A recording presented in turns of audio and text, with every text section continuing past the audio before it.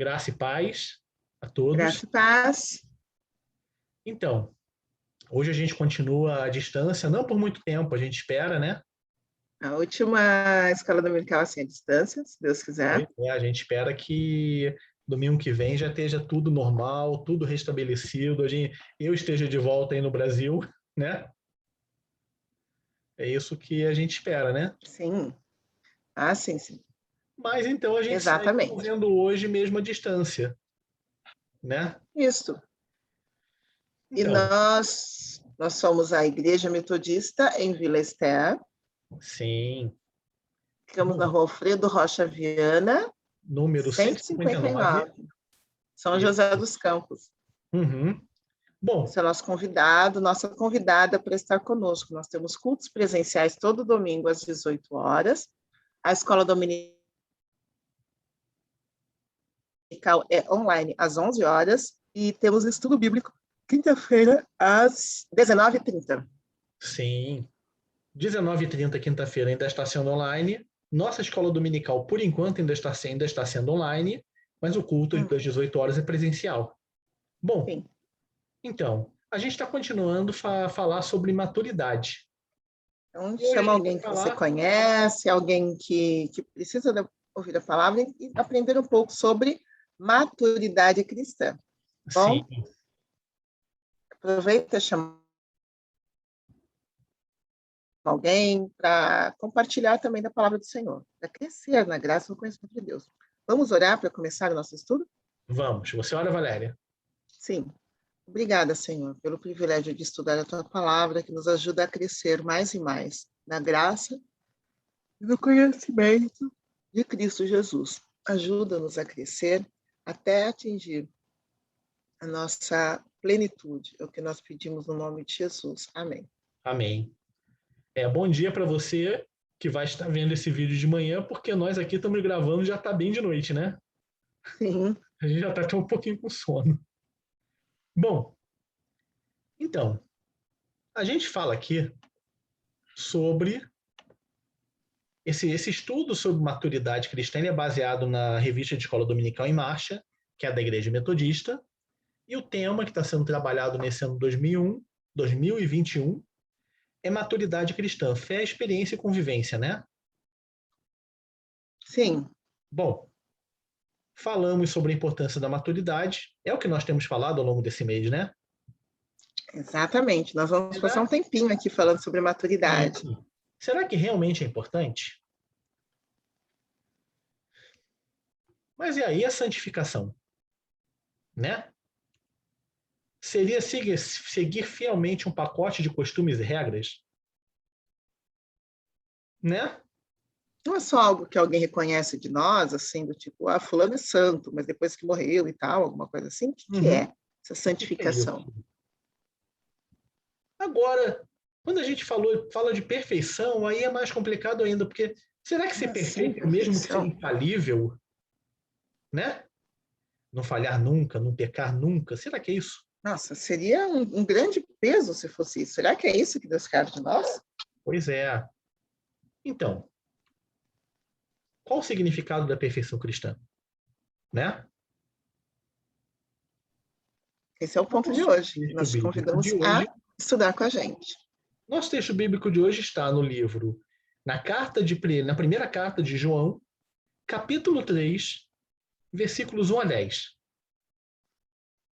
Vejam como é grande o amor que o Pai nos concedeu, que fôssemos chamados filhos de Deus, o que de fato somos. Por isso o mundo não nos conhece, porque não o conheceu. Amados, agora somos filhos de Deus e ainda não se manifestou o que havemos de ser. Mas sabemos que quando ele se manifestar, seremos semelhantes a ele, pois o veremos como ele é. Todo aquele que nele tem essa esperança purifica-se a si mesmo, assim como ele é puro. Todo aquele que pratica o pecado transgride a lei. De fato, o pecado é transgressão da lei. Vocês sabem que ele se manifestou para tirar os nossos pecados e nele não há pecado.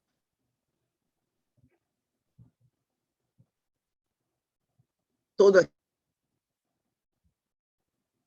aquele que nele permanece não está no pecado. Todo aquele que está no pecado não o viu e nem o conheceu. Filhinhos, não deixem que ninguém vos engane. Aquele que pratica a justiça é justo, assim como ele é justo. Aquele que pratica o pecado é do diabo, porque o diabo vem pecando desde o princípio. Para isso o Filho de Deus se manifestou, para destruir as obras do diabo. Todo aquele que é nascido de Deus não pratica o pecado, porque a semente de Deus permanece nele.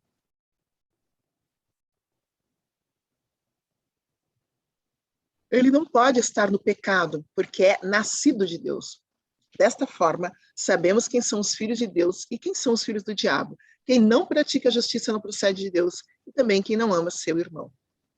Opa, pois é. Então, vamos começar a pegar esse, como dizem, como algumas pessoas falam, vamos comer esse boi a bife, né? O caminho da santidade e da perfeição, certo? O texto começa com essa afirmação, né, Valéria? Sim, ser filho de Deus é concessão do Pai, né? É uma decisão do Pai. É Deus que nos dá esse privilégio, não é algo que a gente faz por merecer. Isso é Exatamente. fundamental. É um Como falamos em privilégio. outros estudos, é graça de Deus. É um privilégio que Deus tornou acessível a todos, todos e todas, Sim. mas continua sendo uma concessão dele, né? E aí a gente tem essa declaração: o mundo não o conhece. Será que o mundo não o conhece? É com base em quê que... Mas será que o mundo não o conhece? Tanta gente que diz que conhece Deus. A gente está num país que é de maioria nominalmente cristã, e aí a gente vê que o mundo não o conhece, mas parece que o próprio texto vai trabalhando essa questão. Em que ponto que o mundo não o conhece, né? Pois é, né? As pessoas falam tanto de Deus, em nome de Deus, fazem tantas Uhum. coisas em nome de Deus. Sim. E aí a gente começa. Qual é o alvo? Ser semelhante a ele, homoion, sabe? Do mesmo tipo. Uhum. É o mesmo prefixo de É quando a gente homogêneo. fala de... É da mesma natureza. É isso. Sim. Homoion. Homoioi. Homoioi. Semelhantes, né? Aqui está no plural. Homoioi aqui está no plural. Estava falando de uma pessoa ser homoion, aqui homoioi, né? No plural. Sim. Pois é. É grego. Homoioi quer dizer alguém que tem a mesma natureza, tá? E aí, quem tem, e aí continua, quem tem essa esperança se purifica, assim como ele é puro. Agnizei, né? Se purifica, não está dizendo então que a pessoa é puro, mas ela é um processo. Uhum. Inclusive a E palavra é interessante agnizei, falar em esperança. uhum, E agnesei, fala. ela tem até aquela, se alguém que estiver nos ouvindo se chamar Agnes, significa pura, significa santa, o significado dessa palavra. Agnus Dei. Agnus Dei já seria latim, mas vem da mesma origem. Então, essa questão, quem tem essa esperança se santifica. Assim como ele é puro. Assim como ele é santo. Né? E aí mas aí o texto vai falando. O que mais que o Então, texto fala? a esperança de ser semelhante a ele vai trabalhando e nos deixando, nos purificando. E aí, o que mais que vai falando? O que mais o texto fala? O que é o pecado? Mais que transgressão da lei, é uma ausência de lei, de regras, sabe? Viver como se não houvessem regras. Uhum. Né? Como se Que não é a houvessem anomia. normas, como se não houvesse lei, nomos, algo que... Né, uma Um ponto, um ponto, regulação da vida. Fazer um ponto tudo é que permitido, ponto nada. de referência para governar a pessoa, né? Sem ponto de referência, uma boa. Uhum. E aí, continuando. Nele não há pecado. Nele quem? Em Jesus não há pecado. Jesus. Que mais? Quem nele está, não está no pecado. Olha que interessante. Não está dizendo que não nasceu pecador, mas que não está mais. Quer dizer, foi tirado deste lugar Pois é. Mas também diz que... de pecado, de anomia, né? E agora está em purificação. Quem está Mas no também pecado não está existe. nele. Não dá para estar no pecado e estar em Jesus. Uhum. Está no pecado, não está em Jesus. Está em Jesus, não está no pecado. Bom, Ponto. mas aí a gente vê os pontos principais que esse texto diz, né? E aí ele vai dizendo isso, mas a gente começa a fazer umas perguntas. O que é ser semelhante a Jesus? O que é cumprir a lei? O que é pecado? Né? E aí, quando a gente faz essa pergunta, Já não ia, mas como que é assim? seria aquela questão: o que é cumprir a lei? O que é semelhante a ser semelhante a Jesus?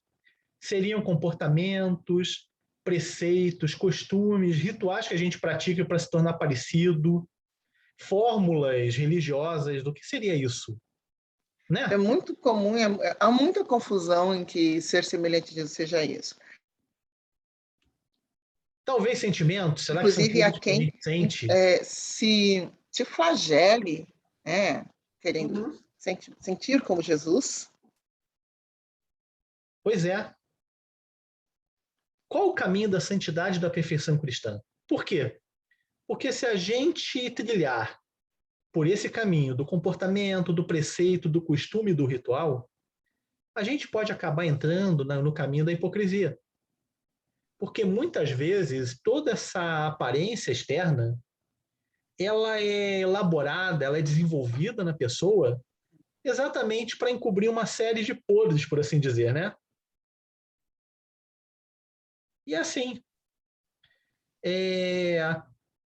e aí a gente começa a perguntar qual o caminho da santidade e da perfeição cristã. Aliás, o que é santidade, o que é perfeição cristã, né? Exatamente. Há uma esperança, a gente lembra, né? Há uma esperança que nos purifica, a Uhum.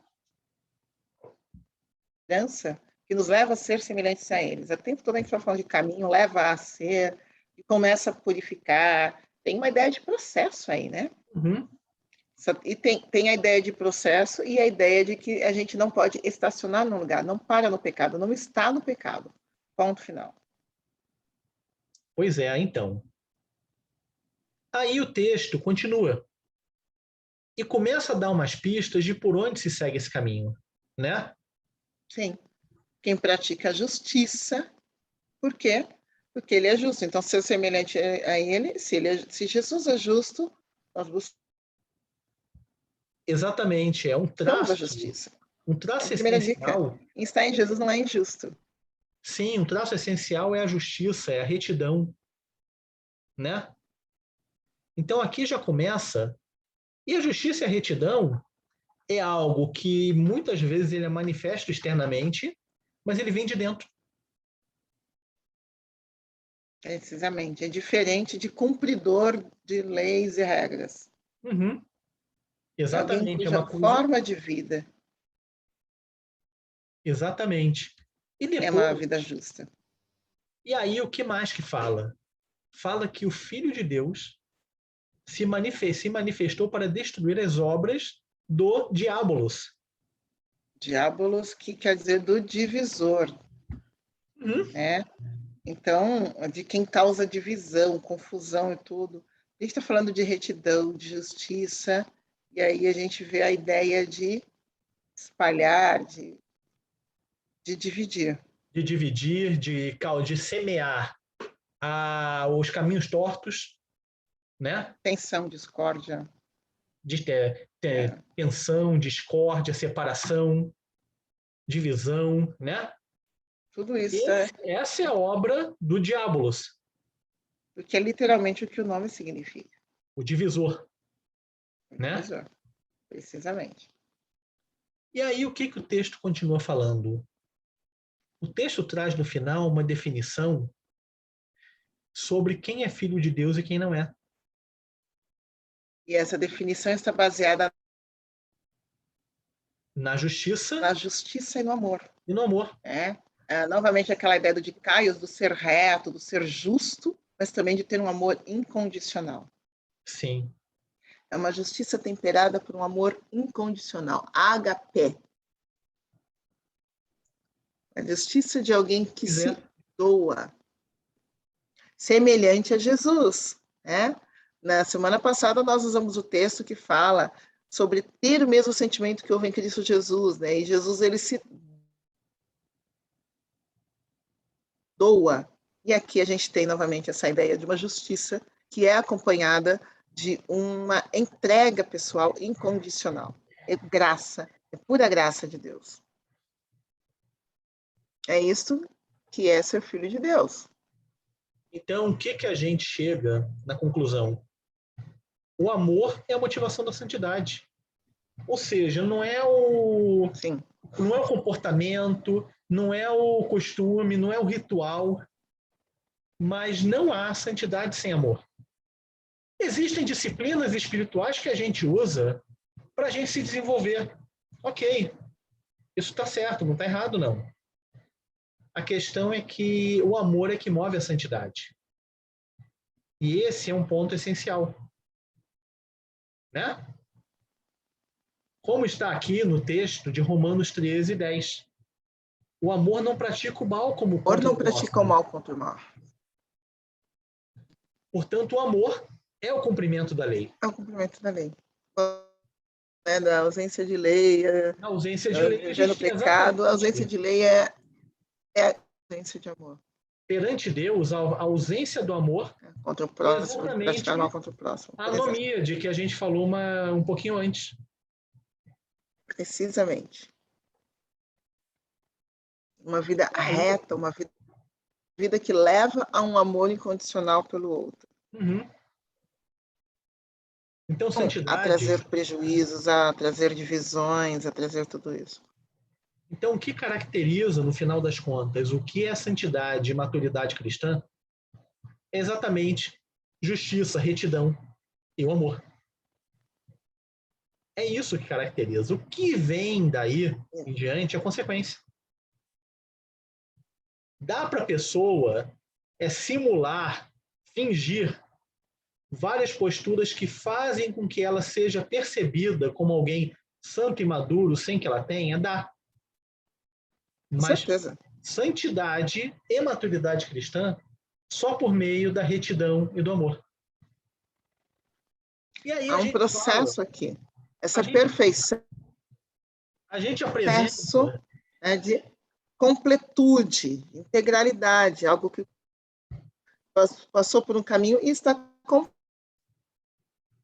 a ideia de quem não erra, do infalível, né, que estava ali num dos slides, mas de um processo que se dá até que se passou. pois é. E aí, para a gente falar agora sobre trabalhar um pouquinho mais a questão do que é a perfeição, perfeição é simplesmente maturidade. Perfeição não é infalibilidade, né? Sim. Perfeição não é ausência total de pecado, mas a perfeição, Permanecer no pecado, não estacionar, não se conformar ali naquela vida de pecado. Não a, pertencemos. a nossa revista, ela usa um texto de um livro, um trecho de um livro, que é aquele livro sobre graça responsável, do Maddox. Você lê para a gente, Valéria? Sim. Para Wesley, então, a perfeição cristã de Cristã. maturidade no processo de santificação, característico da vida adulta. Observamos anteriormente que ele considerava o amor como a. Assim, quando queria ser mais específico, ele definia a perfeição cristã, o amor humilde, gentil, paciente de Deus, a Deus e ao nosso próximo, e governa nossos temperamentos, palavras e ações. O amor está apenas presente, mas que governa. A vida dos totalmente santificados sustentava tudo que não haja mais mistura de afeições contrárias. Tudo é paz e harmonia. Não é não? Uau! É uma definição um tanto prática, assim, porque Ele não fala que a pessoa que chega na maturidade, na perfeição, que ela nunca mais falha, que ela nunca mais peca. Mas o que passa a existir? Desculpa, passa a existir exatamente esse estado em que a pessoa ela passa a ter uma disposição voltada àquilo que é a vontade de Deus. Ela passa a ter uma paz e uma harmonia porque ela trabalha numa única direção. Ela perde aquele sentido, aquela dualidade, aquela luta de ficar se esforçando, se esforçando, se esforçando para não pecar. Ela passa a ter uma inclinação voltada ao que agrada a Deus. Este é o estágio, de acordo com essa definição, conhecido como perfeição cristã, né? É o ápice de um processo. Passo por esses passos. Então, finalizar esse processo é um alvo nosso. Né? Chega o que o Wesley fala aqui, né? Até o ponto de que nós, a mistura de afeições contrárias, tudo é paz e harmonia, nosso alvo, e a gente busca isso. A gente não para no pecado, não estaciona no pecado. A gente continua de ser purificado, de ser semelhante a Jesus, para amar como ele amou, para que seu amor nos governe. Pois é, exatamente. Bom, vamos então lá para a nossa reflexão? Vamos sim. O que são santidade e perfeição cristã para você? Quando a gente fala aqui, a gente fala que são temas de definição bastante controversa. E a gente procurou ajudar um pouco, trazendo essa lição que está na revista lá da nossa escola dominical, e procurar enriquecer o entendimento do que é santidade e perfeição cristã, né? Sim. A gente já sabe que não é infalível um processo, né, que vai acontecendo com a gente. E aí a gente tem a outra questão. Como seria uma comunidade baseada na santidade e perfeição?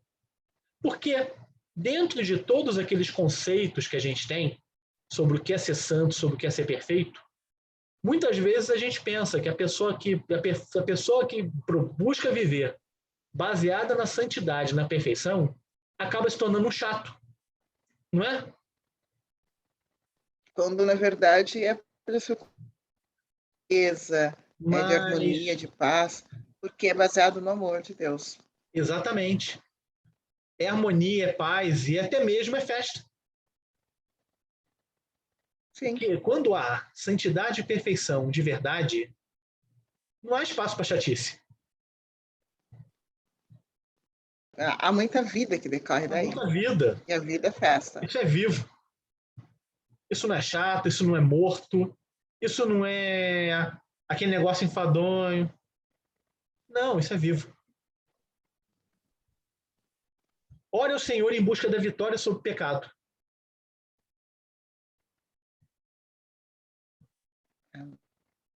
E que o Senhor nos abençoe e que nos tornemos cada vez mais semelhantes a Jesus. Né? Amém. Amém. Tá. Para a gente, boa noite. Para vocês todos, um bom dia. Um domingo abençoado para todos nós, tá bom?